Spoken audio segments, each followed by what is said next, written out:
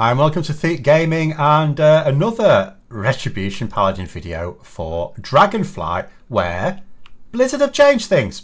Really odd. I mean, they've just announced the release date for Dragonflight, end of November, as expected. The release of the raids for just a couple of weeks later is not, it is usual, but just before Christmas, I remember Christmas, hell yeah, it wasn't fun. They could easily have delayed that for a little bit, especially as raid testing has only now begun. Yeah, I've talked before, I didn't think there was enough time. But what has surprised me is they've fixed a few things. You know, Crusade is now on a 2-minute cooldown, which is good. But they've made some more changes. One of which, obviously, we're not going to be very happy about. Overall, I would still say that the whole package is fine, I think. It's certainly, you know, it gives you more options than we had in Shadowlands. From that point of view, it's good. I think the main gripe that people have, which is not necessarily me, but, you know, the main gripe I think that people have, or that I've seen other Rets discussing, is if you look at everything we have now, and it's like, okay, this is fine. But literally every, and I can't say this for certain, I can certainly say it for the other classes I've looked at, but there's people say every other class has something new in it. Now, I'm not a big fan of the something new. I've said before, I would much prefer it if Blizzard just designed the classes and specs so they work. The game doesn't fundamentally change that often. Make them work. We don't need changes every expansion, just make them work. You know, I always hold up Elder Scrolls Online as a really good example. The expansion comes out, you don't go, oh, what's changed about my class? Because you know the answer is nothing. Every now and then they've changed a thing as the game has developed, but they don't, with every expansion, have massive changes to the classes and specs. It's like nothing has changed. We've added new content for you. There's some new features. There's new this, that, the other. But your class is still your class. It's fine. And I would prefer that. So I don't care about the new things. But I can understand the envy when people, you know, it's like looking at the dinner plate on the next table. Oh, I was quite happy with what I ordered, but that looks much better. So I get that. But in terms of the changes, let's go through them. So very, very quickly, looking at them, Blessing of Spellwarding is no longer an option. It's not there. So you can get the Blessing of Protection again. In fact, I'm going to reset this in a minute and have a look at how realistically you could go down here. But yeah, you can reduce the Blessing of Protection cooldown by that's. There is no replacing it Blessing of Spellwarding. Disappointing. It's not so. I mean, at the start of it, I wouldn't have said, "Oh, we desperately need Blessing of Spellwarding," but it would have been very nice. And it's just a bit of a bugger. That if they'd have got rid of it much earlier on, you'd have thought, oh, well, easy come, easy go. It's like any number of things you get in the alpha and then it disappears within a couple of weeks. We were just reminiscing over Turalian's Might in Legion. Most of you won't even know what that was. It was an ability we had in the Legion alpha for a couple of weeks and then it never worked and then they removed it. Zeal is no longer here. They've put Imperium Power here. That's quite good. Although in the end you can see I've sort of taken Zeal anyway. Because you have to take other things. So I'm still not happy about the pathing. I think there's still, you know, to get to a talent that you might really want, you have to go through a talent that doesn't necessarily make sense with it. I don't mind to get a talent you really want going through a talent that's not quite so good. Obviously, some talents are better than others. And of course, Blizzard are going to make you go through some that are a bit dull or not that impactful. But at least get them to make sense. Having Tempest of the Lightbringer, you know, having to have either Zeal or Fires of Justice to get it, it's like, what? Really? How does that make sense? But it is what it is. Just trying to think other changes now. So that's the main ones, I think. So Blessing of Spellwarding has gone. I'm just trying to check if there's anything else. That's not working, but it is what it is. I think that's just going to be Wake of Ashes now. It looks like it's a sort of a split thing, but Improved Ardent Defender obviously makes that's protection, and the Blessing of Spellwarding there. So that's a graphical issue that it does. It's just Wake of Ashes for us in the Ret tree. It's sort of occupying the same space and time as the protection tree by the looks of it at that locus there. Yeah, Imperium Power is over here now, and they've put Zeal and Fires of Justice as a choice node over here. I think the rest of it seems to be the same. They seem to have fixed a few things. Presumably they've fixed a few other things as well. Obviously the Crusade being now 2 minutes is a big one. It was always likely that that was just an error.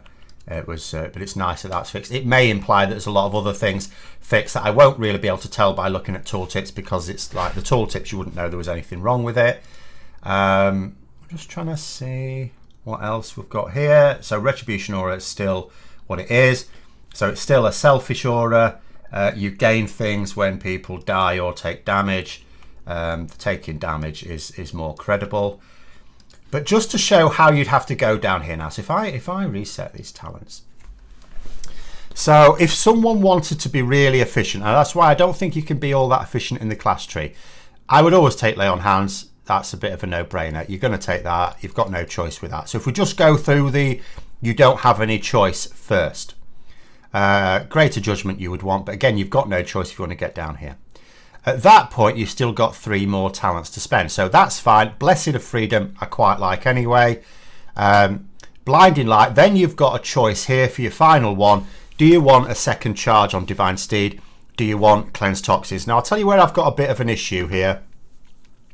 From a raid point of view, I'll have literally just spent Blinding Light because there's nothing else to spend it on. In raid, I might not spend it on that. I might just get both of the Divine Steed ones. But the irony is, I don't need the extra second on Divine Steed in a raid. What I need in most raids, obviously there can be niche situations, in most raids, what I need is I need to be able to get away from the boss at the last second because something's happening. I either need to get into a safe zone or away from a death zone. So, but I want to leave it as late as possible, right? The cast time's coming on. I want to leave it as late as possible because otherwise I'm losing DPS. A movement boost is what you want. So, but it only needs to be 3 seconds. If I can't get where I need to be in 3 seconds, then something's wrong with the way we've positioned the boss.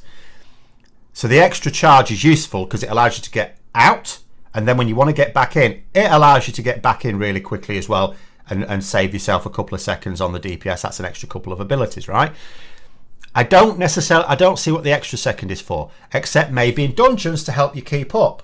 You know, when you're just going through a section where the trash has sort of been cleared, you're trying to keep up. The extra second, okay, useful. I'd rather it was Long Arm of the Lord, you know what I mean?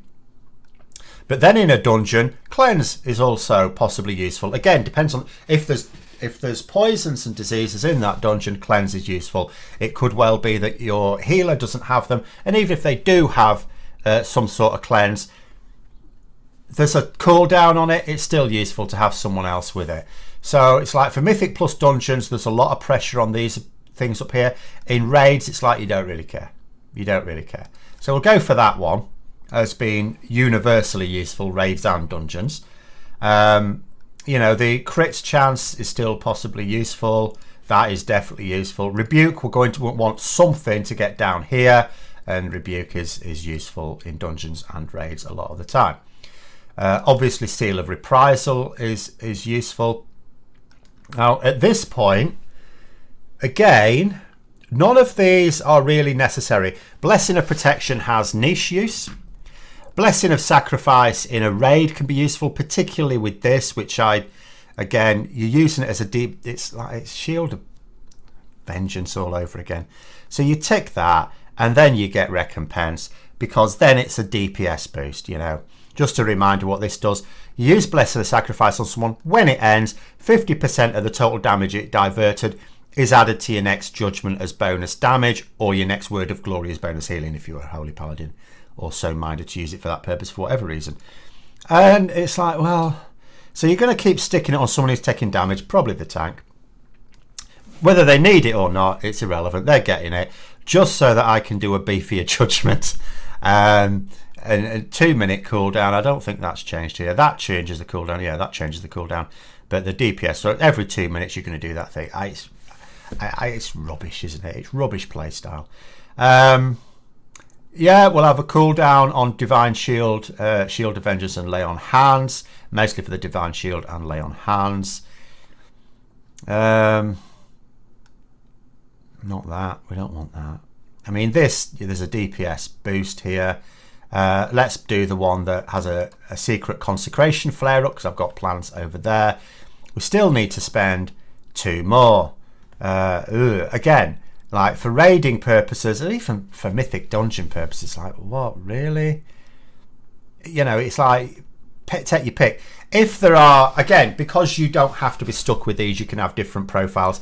If there's poison diseases, of course you would take that. If there's not, judgment cause, you know, do some healing to you.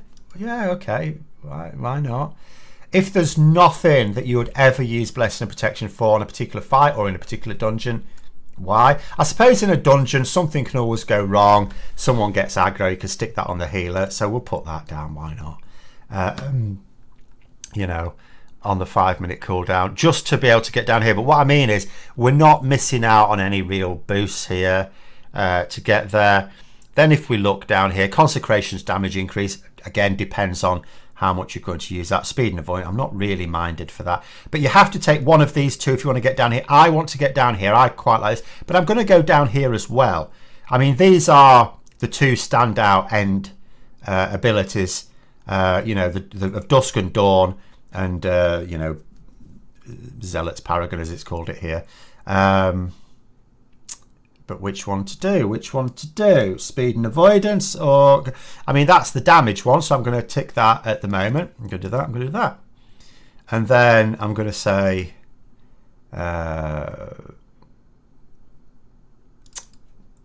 we'll get of Dusk of Dawn with the intention that later. I was trying to. I can't create myself a level 70 character on here, unfortunately, to show the full route I might take. This is. I'm not necessarily totally sold on this either, because there are several others I still want. I still want Divine Purpose. That's really good. Seal of Might's really good. You know, I'd be thinking more Sanctified Wrath here potentially. Seal of Order, why not? Actually, I'll come to that in a moment. So if we go down here, obviously we're just going to get those, no problem. I prefer the extra Crusader Strike charge to that. We don't need that. I'm not as bothered about the crit chance on Blade of Justice. I can take or leave that. Empyrean Power, yes. For raiding, Divine Protection, maybe for dungeons as well, just for solo, whatever. Shield of Vengeance is still fine for that. Blade of Wrath, of course. Along here, yes, the Judgment one. That depends. I can easily leave that out, even in a single target fight, but it's only useful on a Tunnel the Boss single target fight. We'll assume we're going to have ads somewhere. Again, this is just Wake of Ashes. The graphics messed up. The Judgment one, because I want to go for Tempest of the Lightbringer. Again, I wouldn't have to, depending on what I'm specking for, but for just for general like dungeons and things. So I would have to do that. I'd have to do one of these, and I'm minded more for Zeal and Tempest of the Lightbringer. I'm not happy about that pathing. I'm not at all keen on things doing extra dots, because I don't think... Again, we'll wait to see what tuning does. If I'm minded to do a lot of consecrating with mobs, if I'm thinking about dungeons, then Sanctification. If I'm not, then Inner Grace. So for now, we'll put Sanctification. Now, this is where I'm just going to come here. So I'll probably talk about this nearer the time as well. Of Dusk and Dawn. So where I think we can't really complain too much. We can look at other classes with envious eyes and say, okay, they've got new things, though we don't. We don't get the new things. But you know what we do get? There are things in here that used to be on legendaries. The legendaries will be like basically deactivated. So of Dusk and Dawn, we probably didn't really use of Dusk and Dawn as Ret, because you'd use a different one anyway. But it's still quite nice. It is pretty nice. But your Blessing of Dusk is going to be knackered every now and then by this, because this is a random HP generation. Like something like Divine Purpose is great because it like gives you a free Holy Power spender. So that doesn't interfere with it. But here, you know, you're thinking, you know, of Dusk and Dawn, so we get to 5 Holy Power, then we'll spend so it's like we do a spender, then we do a Crusader Strike, then we do another spender, and we're down to 0, so then we get the Dusk. And then it's like, but then just as you think you're doing that, just as you're about to spend, you're on 3, you're about to spend, then all of a sudden that flares up, and you get an extra Holy Power, so now you're on 4, you spend, and you're on 1, so you don't get your Dusk. I don't know how. Probably the way it'll work out is if you. Hopefully, the way it'll work out is if you just ignore it. It's 15 seconds. You know, it doesn't take you 15 seconds to go between 0 and 5 holy power anyway. So 15 seconds.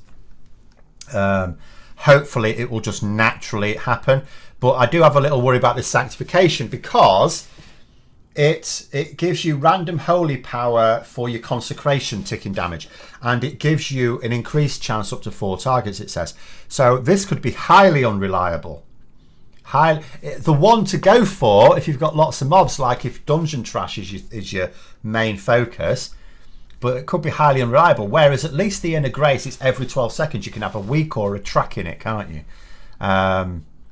So yeah, it's just a couple of things, just, you know, but I wouldn't worry about it too much. As I say, I think maybe if you have to be mindful of it very frequently, then it's going to be a little tedious, but it may well be that it's the sort of thing you can just ignore.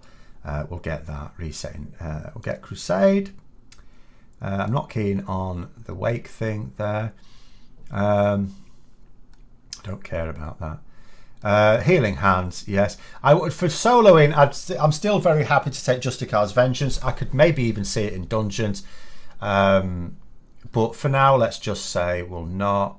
At this point, actually, it would sort of be a choice between that, or maybe, you know, eye for an eye, if that's your thing, or Exorcism. I mean, Exorcism not having any interaction with your holy power, either spending or building, but it's still likely to be tuned. I mean, tuning of course hasn't happened yet, this is all guesswork, but it's still likely to be tuned to be the sort of thing, I